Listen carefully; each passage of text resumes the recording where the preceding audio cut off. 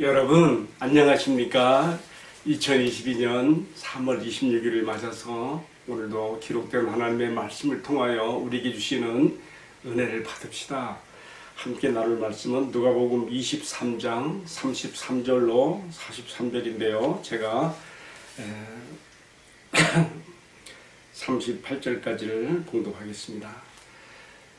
해골이라 하는 곳에 이르러 거기서 예수를 십자가에 못 박고 두 행악자도 그렇게 하니 하나는 우편에 하나는 좌편에 있더라. 이에 예수께서 이르시되 아버지 저들을 사하여 주옵소서. 자기들이 하는 것을 알지 못하는이다 하시더라. 그들이 그의 옷을 나누어 제비 뽑을세. 백성은 서서 구경하는데 관리들은 비웃어 이르되 저가 남을 구원하였으니 만일 하나님의 택하신 자 그리스도라면 자신도 구원할지어다 하고 군인들도 희롱하면서 나와 신포도주를 주며 이르되 네가 만일 유대인의 왕이면 네가 너를 구원하라 하더라. 그의 위에 이는 유대인의 왕이라 쓴 패가 있더라. 아멘. 읽어드린 말씀을 중심으로 십자가라는 제목의 말씀을 함께 나누겠습니다. 예수님께서 십자가에 못 박히시는 말씀이 오늘 우리에게 소개가 되고 있습니다.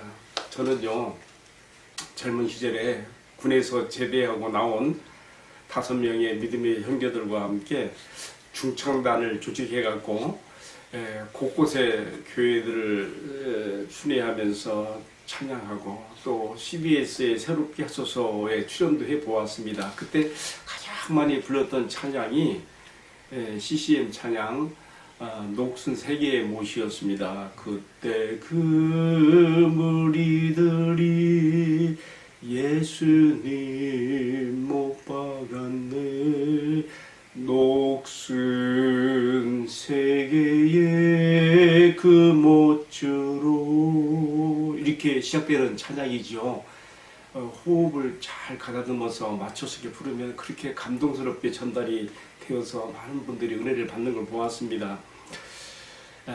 녹슨 세계의 못, 예수님을 십자가에 못 박았던 그 못은요 약 18cm의 길이로서 두 손과 또 양발을 포개어 하나로 관통해서 박았는데 이렇게 함으로써 십자가에 달린 사람은 24시간, 건강한 사람의 경우에는 48시간 동안 그 십자가 위에 매달려서 아프게 숨을 몰아쉬면서 횡격막 그 호흡곤란을 횡격막의 그 마비로 호흡곤란 증세를 일으켜서 수없이 까무러치고 깨기를 반복하다가 서서히 죽어가는 최악의 그런 사형틀로 아주 악평이 났던 그 십자가 사형입니다.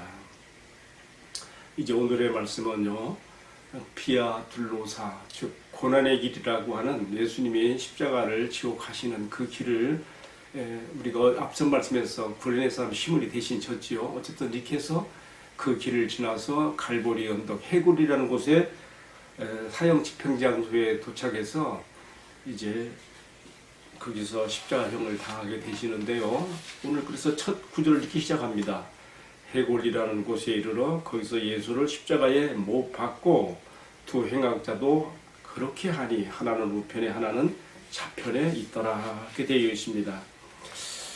그런데요, 정말 온 세상의 죄를 한 몸에 담당하시고 십자가에 매달리시는 예수님의 죽음인데 너무 간단하게 처리가 되는 것 같아요. 거기서 예수를 십자가에 못 박고 한 몇 개의 구절로 딱 끝내고 있습니다.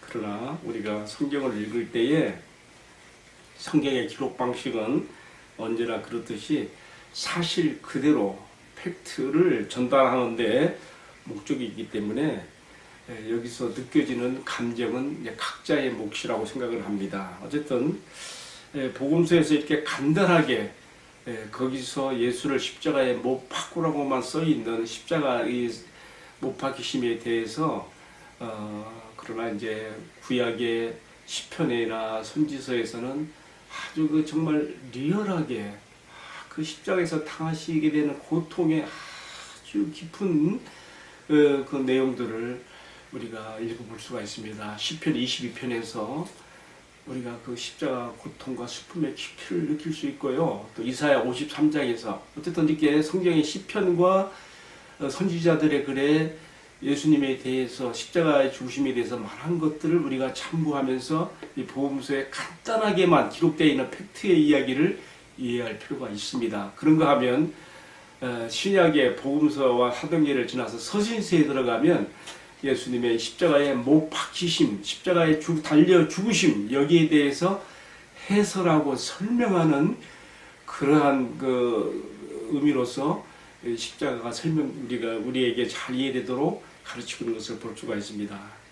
복음서에서는 간단하게 팩트를 전달하는 것에 대해서 구약의 시편이나 선지서에서 이것을 바라보는 깊이가 있다는 것과 또 신약의 서신서에서 그 십자가가 어떤 의미가 있었던가에 대해서 해설하고 설명하는 것을 우리가 잘 읽고 받아들일 필요가 있는 것이죠. 자, 저는 오늘의 말씀을 묵상하면서 크게 4가지 주제가 마음에 닿아졌습니다. 첫 번째는요, 방금 제가 설명드린 것처럼 23장 33절인데요. 거기서 예수를 십자가에 못 박고라고 하는 이 구절입니다. 간단하게 팩트로만 처리하고 있죠.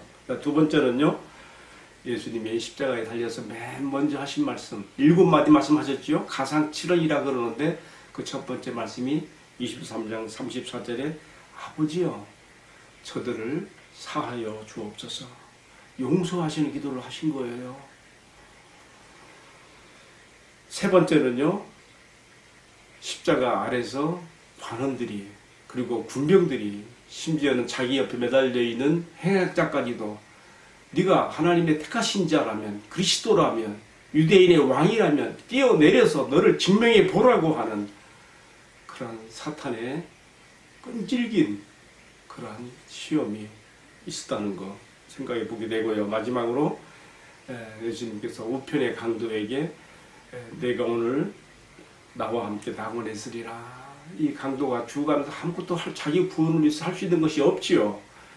그러나 예수님께 대해서 함부로 욕하는 자편의 강도를 향해서 꾸짖으면서 너와 나는 우리의 행한 일에 상당한 보응을 받는 것이지만 이분은 의로우신 분이라고 하면서 예수여 나를 기억해 주옵소서, 예수님께 자기를 의탁하고 맡기는 그러한 간청했을 때 예수님께서 오늘 네가 나와 함께 낙원에 있으리라 하는 말씀을 약속을 주신 것입니다. 이렇게 4가지 주제를 함께 생각해 보려고 합니다. 그러면 맨 먼저 거기서 예수를 십자가에 못 박고에 대해서 함께 생각해 보십시다.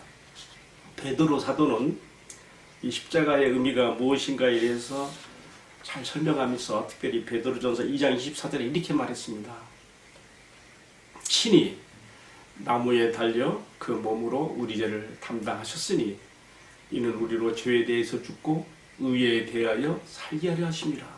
제가 아까 설명드릴 때 복음서에서는 십자가의 죽으심, 못 박히심을 간단한 규절로 팩트만 전달하지만 구약에서는 그 고통, 십자가 고통의 깊이를 들여다보았고 서신서에서는 여기에 대한 해설과 설명이 나오고 있다 그랬죠.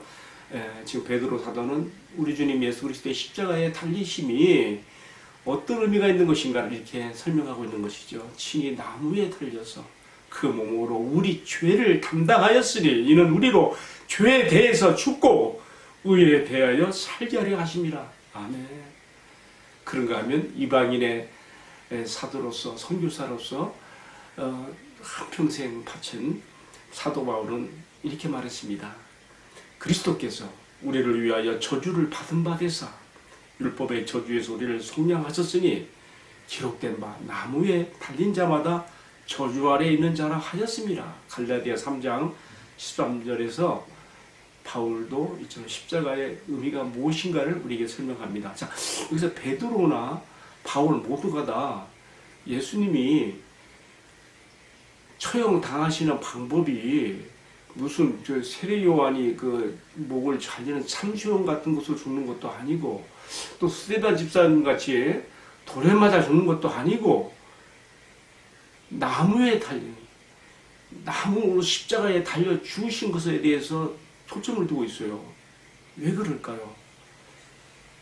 이것은요, 바울이 지금 말하는, 또 베드로가 말하는 이 나무에 달려, 또 나무에 달린 자마다 저주 아래 있는 자라 하였으니, 이런 모든 군도들이요, 신명기 21장 23절에서 가져오는 인용 구절입니다. 거기 보게 되면 하나님께서 자기 백성 이스라엘이 가나안 땅에 들어갔을 때에 어떤 사람을 나무에 달아 죽이거든. 해지기 전에 끌어내리라.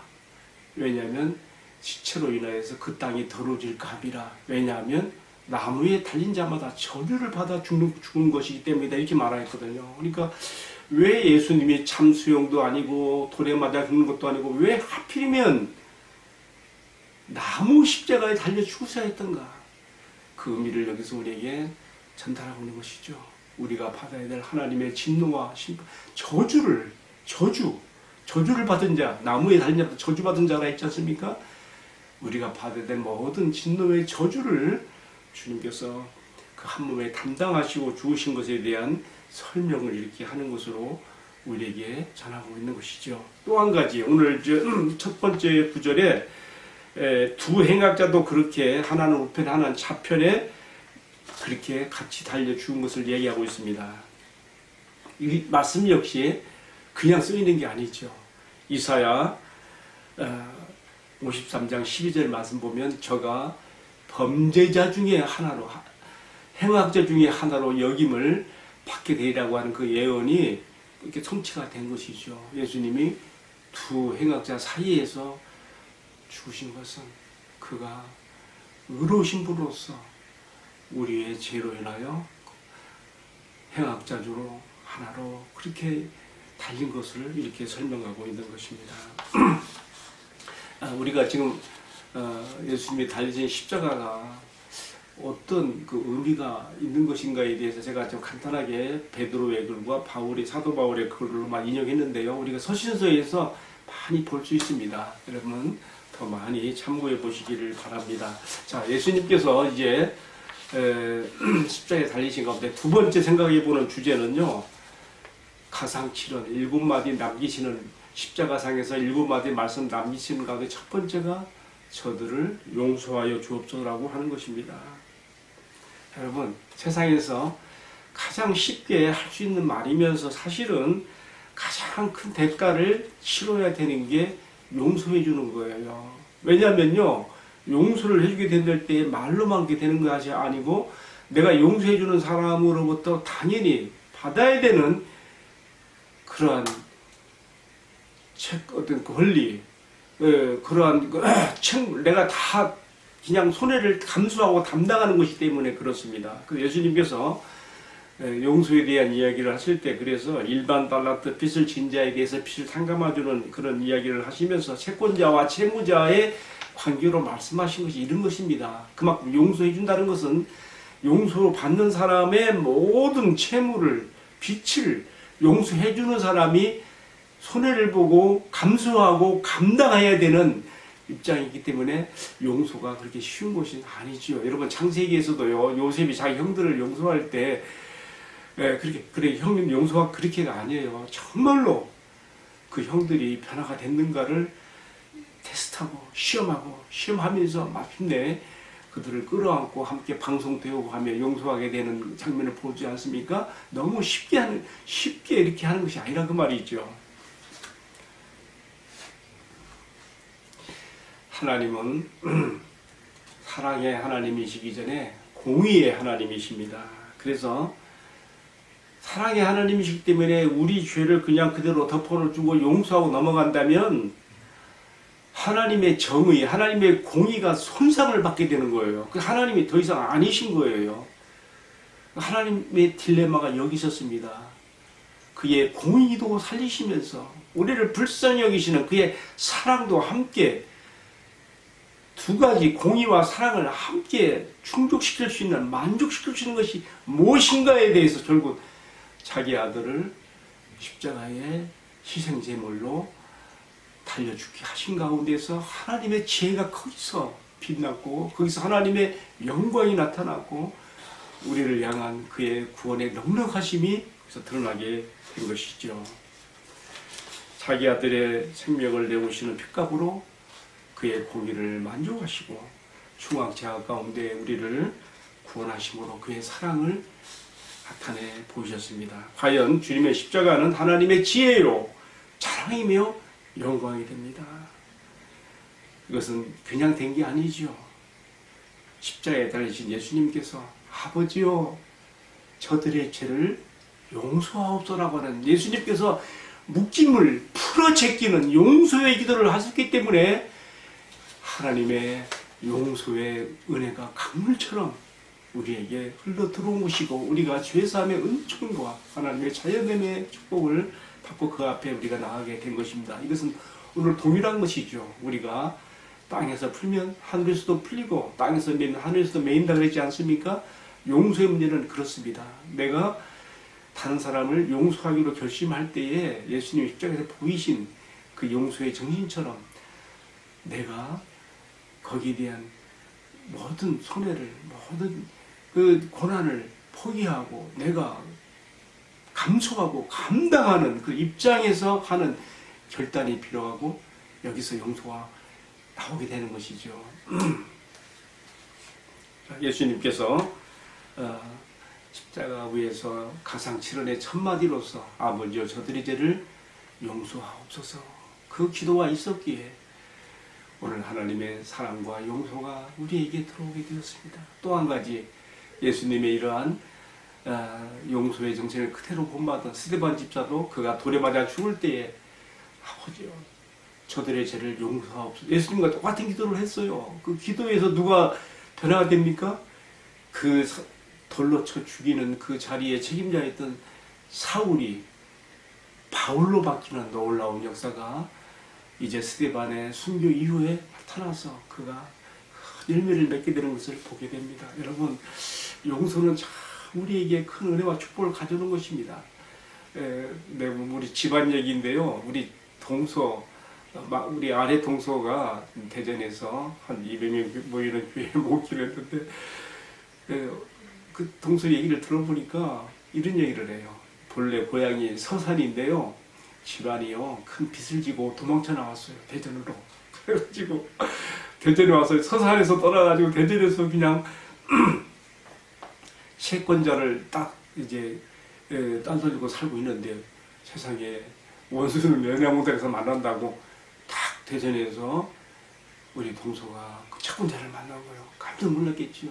그래가지고 어쩔 줄을 모르고 당황하고 있는데 이 채권자가 이 모든 형편을 그 사람이 예수 잘 믿는 사람이었는가 봐요. 도무지 변지할 그러한 여망이 없는 그런 그 구차하고 어려운 사정을 알고 딱 한마디 했대요. 이 빚 안 받을 테니까 예수나 잘 믿으시오 그랬대요. 예수나 잘 믿으시오 하는 그 한마디가요. 그 빚을 탕감해줘. 그 용서와 탕감해주는 그 말 한마디가 그 사람을 예수 믿게 하여서 나중에 목회자가 되어서 참 죽도록 주님 앞에 헌신하다가 주님 앞에 간 참 그 같이 우리 가정 집안에 이런 이야기도 있습니다. 어쨌든 여러분 용서를 통해서 많은 주님의 정말 축복의 일면들이 나타나는 거 우리가 기억해야 되겠습니다. 자 오늘 또 주신 말씀 세 번째 주제는요. 예수님이 십자가상에서 끝까지 집요하게 사탄에게 받았던 시험이 있었어요. 방금 제가 앞서서 말씀드렸지요. 관원들이 네가 하나님의 택하신 자, 네가 하나님의 그리스도라면 뛰어내려봐라. 너를 증명하라. 로마 병정들도 해육에다 신포도주를 묻혀서 예수 입에 대면서 네가 유대인의 왕이라면 뛰어내려봐라. 그리고 예수님 좌우편에 한 행악자도 네가 그리스도가 아니냐? 너와 우리 함께 구원해봐라.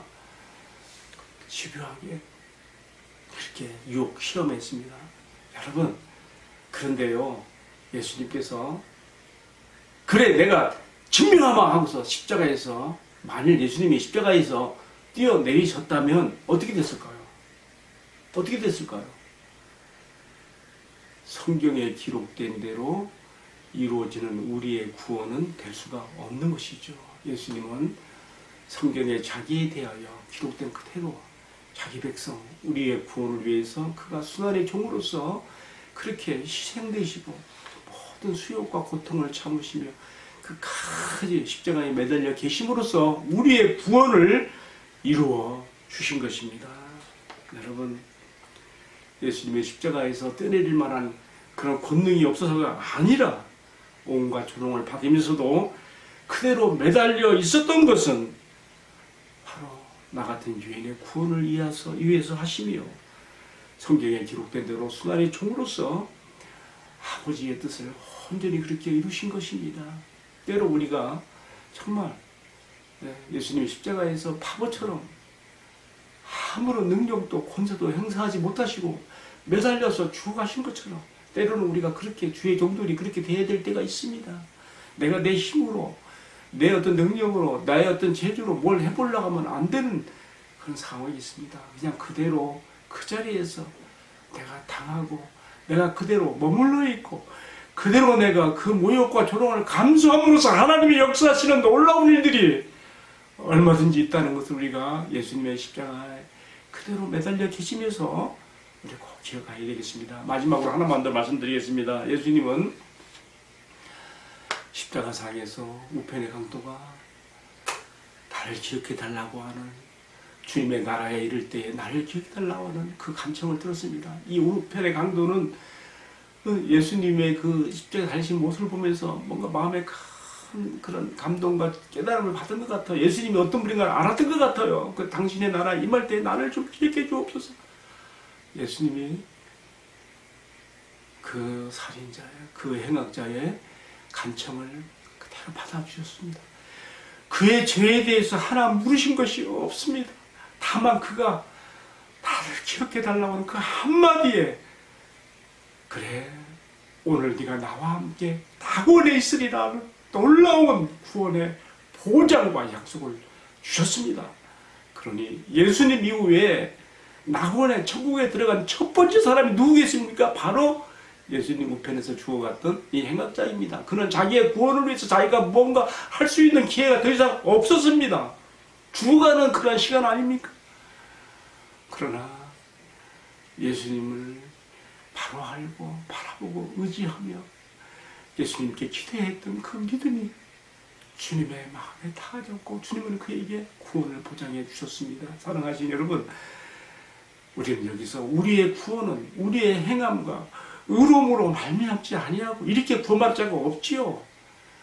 오직 말로 다 할 수 없는 주님의 은혜와 우리에게 주신 믿음의 선물로 믿음으로 오직 은혜 오직 믿음으로 우리의 구원이 이루어진다 하는 것을 우리가 이 말씀에서 깨달아 알 수가 있습니다. 사랑하는 성도 여러분, 오늘 제가 십자가에 달리신 예수님에 대해서 4가지 주제를 가지고 함께 말씀을 나눴습니다. 바라기는 이 말씀 하나하나가 우리 마음에 이 사순절을 보내는 주간 동안에 마음에 계속 되새김이 되고 묵상에 또 기도의 내용이 될 수 있기를 축복합니다. 함께 기도하겠습니다. 사랑하시는 주님, 십자가에 매달려서 온갖 조롱과 멸시에도 불구하고 그대로 달려 계셨던 것이 주님이 능력이 없어서가 아니라 성경에 기록된 대로 되기 위해서 철저하게 아버지의 뜻에 성경에 기록된 대로 되어지도록 되기 위해서 그렇게 하신 것을 보았습니다. 하나님의 공의와 사랑이 만족되어진 십자가야말로 하나님의 지혜요 영광이요 자랑이요 오늘 우리의 넉넉한 구원의 보장이 되는 것을 감사합니다.